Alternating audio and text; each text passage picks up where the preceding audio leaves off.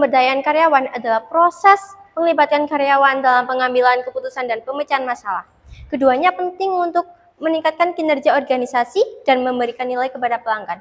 Berikut adalah contoh kasus penglibatan dan pemberdayaan karyawan dalam sebuah perusahaan.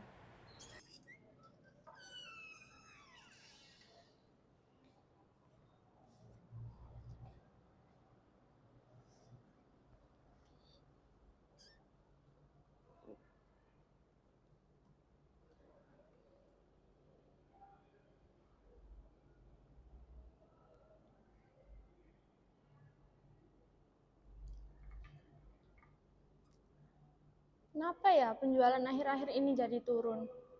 Ada yang nggak beres ini.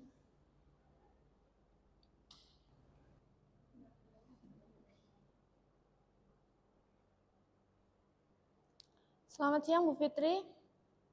Hari ini saya ingin mengadakan rapat dengan pihak intern. Segera ya, saya tunggu di ruangan rapat sekarang.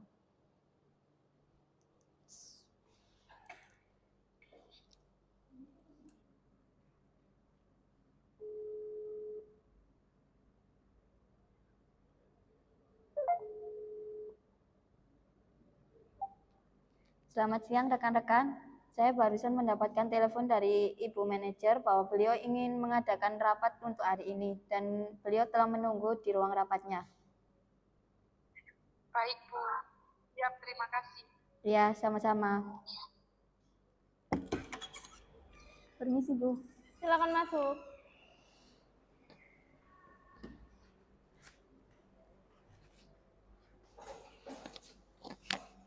Selamat siang semuanya.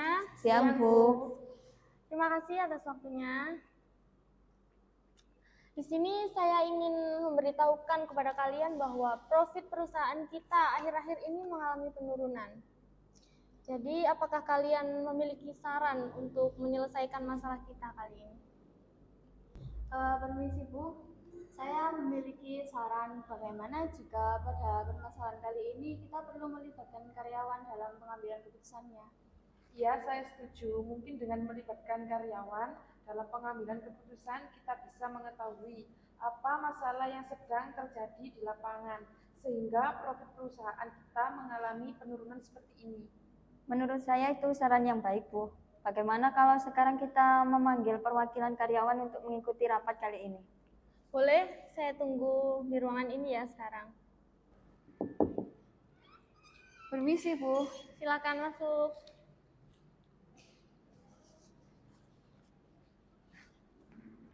Terima kasih atas kehadirannya semua. Jadi perusahaan kita akhir-akhir ini mengalami penurunan profit. Saya ingin membahas tentang keterlibatan kalian dalam pengambilan keputusan dan pemecahan masalah di perusahaan kita.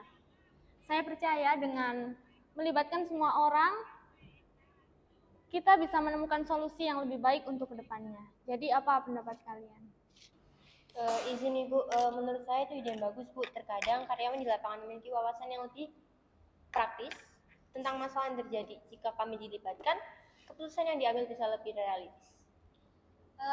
Saya setuju Bu, tapi bagaimana cara agar kami lebih aktif terlibat? Sedangkan karyawan junior seperti saya ini masih ragu untuk berpendapat. Pertanyaan yang bagus. Mungkin salah satu kendala yang sering terjadi adalah karyawan merasa tidak percaya diri dalam menyampaikan idenya. Mungkin kita bisa membuat sistem diskusi yang lebih santai, seperti forum ide mingguan. Oh ya, saya pikir selain forum diskusi, kita juga perlu sistem umpan balik. Misalnya setiap karyawan bisa mengusulkan ide, lalu tim manajemen memberikan tanggapan, jadi karyawan merasa ide mereka dihargai dan dipertimbangkan. Dari perspektif serikat pekerja, kami juga ingin ada transparansi dalam keputusan yang diambil. Jika karyawan merasa mereka hanya menerima perintah tanpa memahami alasannya, itu bisa menurunkan motivasi kerja. Poin yang sangat baik Bu.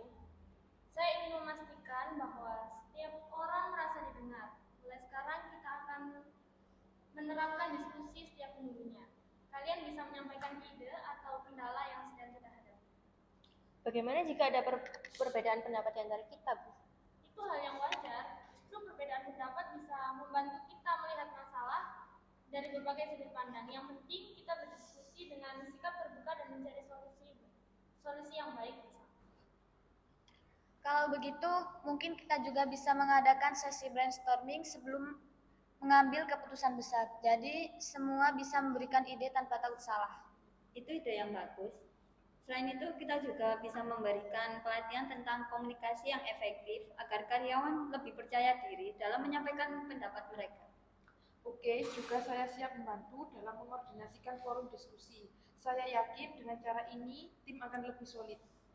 Dari Serikat Pekerja, kami juga akan membantu menyosialisasikan mekanisme ini kepada semua karyawan agar mereka tidak merasa sungkan untuk berpartisipasi. Baik, kalau begitu, kedepannya saya akan siapkan mekanisme agar setiap orang bisa menyampaikan pendapatnya dengan baik dan nyaman. Mulai sekarang kita bekerja sebagai tim yang lebih kolaboratif ya. Setuju. One is the loneliest number that you'll ever do. Two can be as bad as one. It's the loneliest number since the number one. One is the loneliest number that you'll ever do.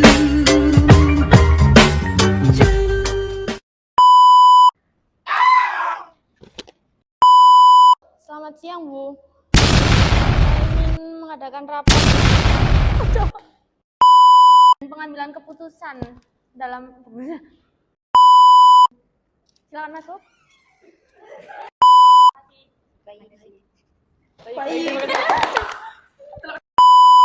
Silakan. Permisi, Bu. Duh, silakan. Ini adalah Permisi, Bu. Saya memiliki saran bagaimana jika pada permasalahan kali ini kita perlu melibatkan